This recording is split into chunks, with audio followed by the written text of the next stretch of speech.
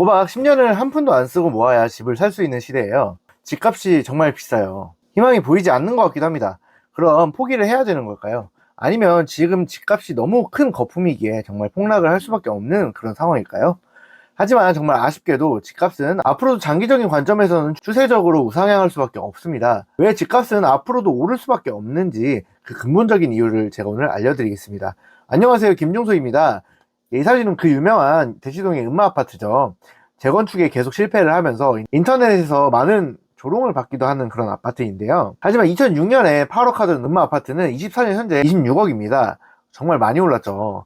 근데 그렇다면 이 시기에 집값만 이렇게 많이 오른 걸까요? 음마아파트가 8억에서 26억이 되는 18년의 시간 동안 다른 물건들은 얼마나 가격이 올랐는지 한번 볼까요? 대표적으로 우리가 물가 얘기할 때 항상 말하는 품목들이 있죠. 그걸로 이야기를 한번 해볼게요. 대표적으로 짜장면, 치킨, 지하철 이렇게 많이 얘기하는데요. 2006년으로 타임머신을 타고 한번 가보겠습니다. 네, 짜장면은 이 당시에 3,000원이었습니다. 진짜 싸죠. 네, 프라이드 치킨은 13,000원이었고요. 지하철 같은 경우는 800원이었어요. 지금 2024년에 얼마 정도 하죠? 네, 짜장면은 3,000원에서 7,000원으로 233%가 증가를 했고요. 치킨은 13,000원에서 2만원으로 153%가 증가를 했고, 지하철은 800원에서 1,550원으로 193%, 최저임금은 3,100원에서 9,860원으로 312%가 올랐습니다. 아까 음마아파트가 저희가 얼마가 올랐었죠? 8억에서 26억으로 가면서 금액이 워낙 크게 올랐기 때문에 말도 안 되게 오른 것 같지만 219% 정도의 비율로 짜장면이나 최저임금보다 오히려 조금 낮게 올랐습니다. 길에서 누가 짜장면 가격이 미쳤다, 최저임금이 미쳤다 이러면서 2014년 가격으로 돌아가야 된다, 5,000원으로 돌아가야 된다 이런 소리 하고 있으면 좀 아파 보이겠죠. 근데 집값은 그렇게 이야기를 하는 분들이 참 많은 것 같아요. 근데 음마아파트는 누가 봐도 대치동 음마 하면은 너무너무 좋은 아파트잖아요. 대치동 너무 유명하잖아요. 그럼 서울 전체는 얼마나 올랐을까요? 2006년을 기준으로 했을 때 서울 매매지수 같은 경우에는 105% 정도가 상승을 했습니다. 물론 아파트 가격 정말 많이 올랐지만 다른 짜장면이나 뭐 지하철, 최저임금 그거에 비하면 오히려 그렇게 높게 상승한 편도 아닌 겁니다. 그렇다면 도대체 물가는 왜 이렇게 오르기만 하는 걸까요? 우리 월급은 그렇게 느리게 오르거나 아예 안 오르는 것 같은데 왜 이렇게 물가만 오르는 건지. 근데 이거는 자본주의에 살아간다면 꼭 알아야 하는 그런 내용이에요. 바로 돈의 양과 관련된 문제입니다. 먼저 인플레이션이라는 단어를 혹시 많이 들어보셨을까요? 네, 뉴스 같은 걸 보다 보면은 인플레이션이나 뭐 양적 완화, 돈을 푼다, 금리 인하 이런 단어들을 좀 들어보셨을 거예요. 인플레이션과 다 비슷한 개념으로 쓰이는 그런 단어들인데요. 이 개념을 우리가 이해하고 이용을 해야만 우리가 더 이상 이 자본주의 사회에서 가난해지지 않고 앞으로 나아갈 수가 있습니다. 조금 생소하고 이해하기 어렵더라도 반드시 알아야 하는 그런 개념이에요.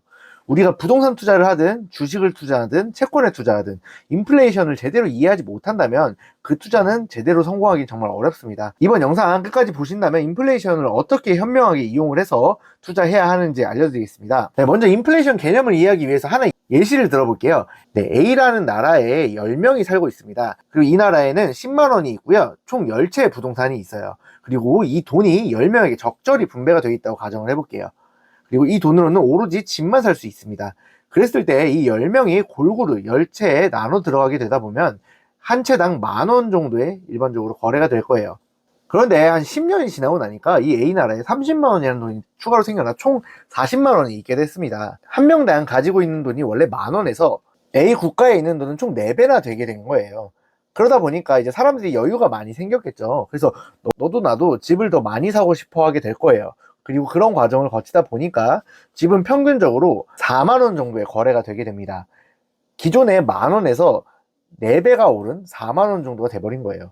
여기서 나라에 존재하는 돈의 총량인 40만 원을 보고 통화량이라고 하고요. 이 돈의 총량이 30만 원이 증가한 걸 보고 저희는 인플레이션이라고 합니다. 이렇게 통화량이 증가해서 인플레이션이 일어나니까 어떤 결과가 일어났죠? 네, 원래 10,000원으로 살 수 있었던 집의 가격이 4만 원으로 올라 버렸어요. 그리고 여기서 우리가 알아야 할 지점은 집값이 올랐다가 아니에요. 만약 이곳에 집뿐 아니라 다른 물건들이 많다고 했을 때 아마 다른 물건들 가격 역시 모두 다 올랐을 겁니다. 왜 그럴 수밖에 없냐면요. 생각을 이렇게 바꿔보시면 앞으로 정말 많은 부분이 이해가 되실 거예요. 이 A 국가에서 일어나는 일은요, 집값이 오른다거나 다른 물건들의 가격이 오른 게 아니라요, 돈이 너무 많이 생기면서 돈이 더 이상 귀하지 않게 된 겁니다. 즉 화폐 가치가 하락을 한 거예요. 이렇게 물가가 상승했다는 개념으로 받아들이기보다 우리나라에 돈이 너무 많이 생기면서 돈의 희소 가치가 떨어지고 화폐 가치가 하락했다라고 해석을 하게 되면 앞으로 사시면서 물가가 올랐을 때 많은 부분이 해석이 될 겁니다. 방금의 예시를 생각해보고 아까 첫 화면으로 다시 돌아가 볼게요. 지금 다시 2006년으로 돌아가서 짜장면을 3,000원에 먹는다면 과연 우리가 처음 느꼈던 것처럼 싸게 느껴질까요? 아니요. 그때는 3,000원도 비쌌어요.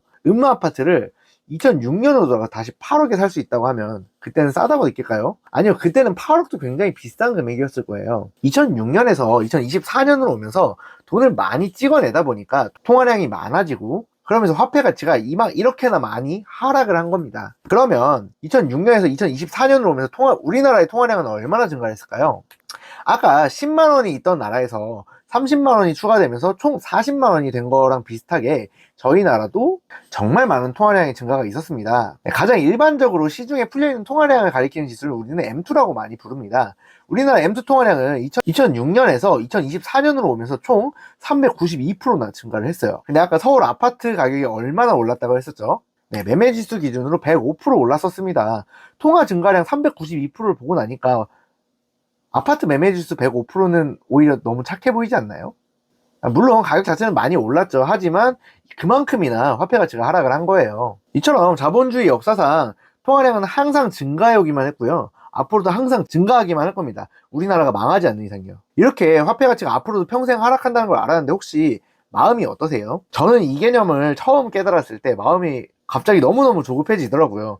나는 아직 아무 자산이 없는데 지금도 이렇게나 집값이 비싸서 엄두가 안 나는데 계속해서 이렇게 화폐 가치가 떨어지면 나는 집을 어떻게 살 수가 있지? 남들을 어떻게 따라잡을 수 있지? 이렇게 걱정이 너무너무 되는데요. 그래도 너무 걱정하실 필요는 없습니다. 왜냐하면 집값은 항상 비쌌거든요. 과거에는 그럼 내 집 마련이 쉬웠을까요? 절대 그렇지 않습니다. 내 집 마련은 항상 어려웠고요. 나의 미래에 내 집은 없다. 절망하는 2030, 2018년에도 지금 나오는 것과 똑같은 이런 기사가 나왔었네요. 끊어진 주택 사다리, 멀어진 내 집 마련의 꿈. 2015년에도 이런 기사가 나왔었고요. 무주택자 30% 내 집 마련 포기했다. 2012년에도 이런 기사가 나왔고요. 국민의 90%가 부동산 값에 거품이 많대요. 2005년에도 거품이 많았답니다. 네, 이제 1998년까지 내려왔습니다. 집값 내려도 내 집 마련 쉽지 않다. 네, 이때도 내 집 마련이 쉽지 않다고 하네요. 네, 직장인 내 집 마련 가장 벅찬 일. 1994년도에도 내 집 마련 힘들었나 봅니다. 네, 치솟은 집값 내 집 꿈은 분노로. 무주택자 60% 끝내 가망이 없답니다. 1988년도에요. 네, 지금 보신 것처럼 내 집 마련은 항상 어려웠었고 집은 항상 비쌌어요. 조금만 더 앞으로 가볼까요? 네, 무려 1690년부터 1871년 조선시대입니다. 조선시대에도 이렇게나 집값이 많이 올랐어요. 1690년부터 1871년까지 1600배가 상승했답니다. 집값은 항상 비쌌고 항상 어마어마하게 올랐어요. 지금까지 보신 것처럼 인플레이션은 자본주의 사회에서 필연적인 개념이에요.